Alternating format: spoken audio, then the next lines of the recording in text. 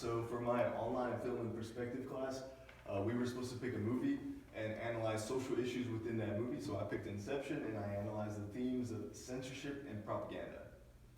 So just a little bit of introduction.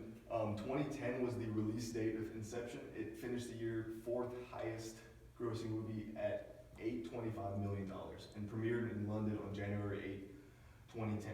So this finished behind Toy Story 3, Harry Potter, and Alice in Wonderland. So this is based on the concept of corporate espionage, as DiCaprio, who he plays the character Cobb, and his team are expected to go into the mind of one of their subjects, who happens to be the heir to $1 billion corporation, and plant the idea to divide his empire. So this is the symbol of Inception, Cobb's totem. He has a hard time distinguishing between reality, and his wife comes back during his job, and she often ruins the scene because that's a figment of his imagination. He spins this, and if he is in reality, the top will stop. We're left at a cliffhanger at the end of the movie, as all we see is the top spinning. So these are several events in 2010 that made the year 2010. So first we had the swine flu epidemic known as H1N1 in China. Then we had the Chilean mine rescue where the guys were trapped on a mile underground. It took a couple weeks. And we had the 2008 Haiti earthquake, which was one of the most devastating of the Western Hemisphere. And then in sports, Spain won the World Cup, and Kobe Bryant becomes the youngest player to pass 25,000 yards. May he rest in peace. So I analyzed the issue of censorship in China. So essentially this main idea is whoever controls what you believe in controls what you do, hence this idea of inception. The Chinese government used its resources, influence, and power to plant the idea that foreign media aims to pollute the minds of the people within China to cause political instability, and they must be contained.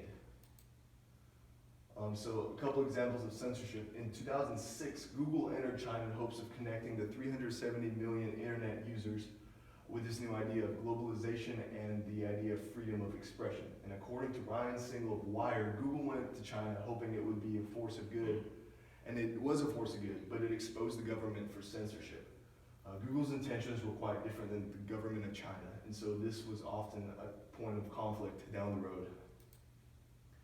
So these are a couple examples of how they control the news. On April 6, 2009, police detained a man whose kid died in a collapse of a school building during the 2008 earthquake in Sichuan province. They detained him so that he would not talk to a German TV crew. On July 10, 2009, two authorities essentially forced two foreign news correspondents out of the city due to an unspecified security threat. On September 18, 2010, a group of three unidentified individuals attacked three reporters from Japan's Kyoto News Agency who were covering a rehearsal in Beijing for the National Day Parade.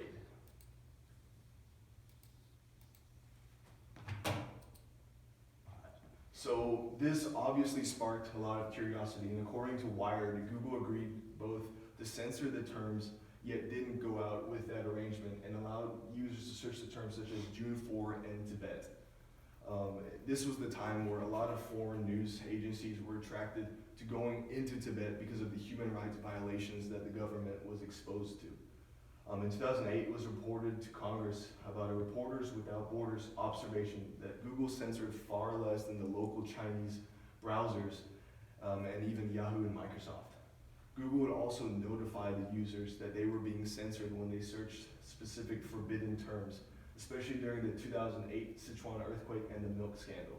What happened in the earthquake was there were documents leaked online that said that the buildings did not pass proper safety inspections and therefore collapsed upon impact when the earthquake hit. In the milk scandal, what happened was the government put plastic in milk in order to enhance the qualities and protein within the milk. So the government struck back with this It's called Green Dam. So the government struck back with a new filtering software known as Green Dam Youth Escort, which would be installed on all computers as of the year 2010. The government claimed that Google steered users toward pornography. This was the first instance in which the Chinese government spoke against Google and warned the nation to steer clear. The government issued a code of conduct for all reporters who were Chinese that worked for foreign news networks that they would lose accreditation if they did independent reporting. So then it ended up as being a Google versus the government kind of situation. So Chinese hackers broke into Google in 2010, into Gmail specifically, and stole files of known activists. And then they stole intellectual property on Google's corporate site. Google leader Sergey Brin announced shortly thereafter Google would no longer be filtering results, and on March 22, 2010, users in China were then redirected to Hong Kong's Google page, which remains unfiltered. 7 days later, on March 30, 2010, China blocked Google altogether. All users who were curious about this censorship that happened over the last couple of years had their suspicions dashed, essentially, without a search engine like Google, because there was no more evidence to see that the government was censoring stuff. And this started the cyber sovereignty phase within the country. The next conflict was known as the Senkaku Island chain, which is that red little island right there, in which China and Japan both claim to be their own. So 2010 marked the first year of this dispute. The island was private at the time, and Japan was considering buying them because they were important shipping routes and they had a lot of natural resources under the water. China instead tried to move in, and the government started diplomatic talks to resolve it. The government urged for the boycotting of Japanese goods and businesses, though they showed no signs of aggression there in Japan.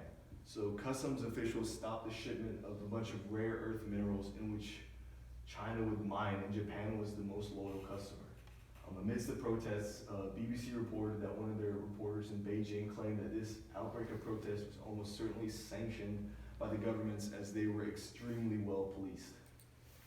So this was the picture that sparked the whole controversy, where a Chinese fishing vessel entered Japanese waters and trespassed. They were given a warning by the Japanese Coast Guard, and they would not leave. So they had to take matters into their own hand and steer the ship away themselves. So then China steps it up. The protests continued in the city of Chengdu. Protests shut down a Japanese department store and then a Japanese clothing store. In Shanghai and Hong Kong, demonstrators marched through the city chanting with anti-Japanese slogans on their posters.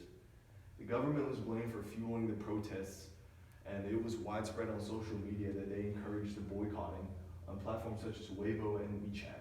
Without foreign media due to censorship or bans, the Chinese protesters didn't know what reality was or why exactly they were protesting. They were following what the government said. The picture on the left up there shows a guy protesting who got into one of the department stores and is destroying stuff, while you can see police on the outside not doing anything but rather watching him. The picture on the right basically shows a store that refuses to sell any Japanese goods due to the tensions at the time. This was taken in one of the cities as one of the major protesting areas, and the organization basically proves that there was government organization behind this, and that there was someone fueling the people to get out there and protest. So government influence. The government convinced the people that the Japanese were acting out of aggression, even though they clearly weren't. It was strictly diplomatic. This led to violent riots and the ransacking of Japanese businesses with little to no police intervention whatsoever. With no available unfiltered foreign media, the people were violently protesting, but were not certain of why they were protesting or what they were protesting about. So in conclusion, I took something that Cobb, who's played by DiCaprio in the movie, says. He says, "An idea is like a virus. It's resilient, highly contagious, and even the smallest seed an idea can grow to define or destroy you. Any sensitive information that someone puts in your head can grow to destroy you, or worse, even alter your perception of reality." The Chinese government used its influence at the time to instill the idea that the foreign news and social media platforms were polluting the minds of the local people and therefore couldn't be trusted. Banning Google was the first step towards what they called cyber sovereignty, which would continue for the next 10 years. You guys have any questions?